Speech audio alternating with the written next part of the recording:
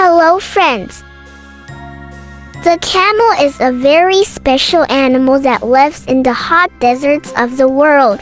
It has a long neck, a hump on its back, and big, soft feet.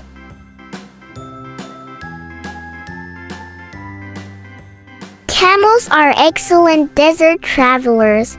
They can walk for hours in the hot sun without getting thirsty. They can even go without water for several days.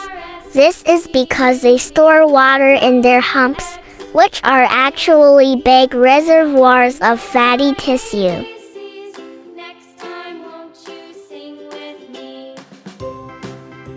Camels are also very strong and can carry heavy loads on their backs. They are often used as pack animals in the desert, carrying food, water, and other supplies for travelers. Despite their size, camels are very gentle and friendly. They are social animals and live in groups, called herds.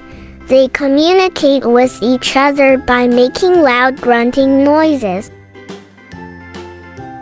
The camel is an amazing animal that is perfectly adapted to life in the desert.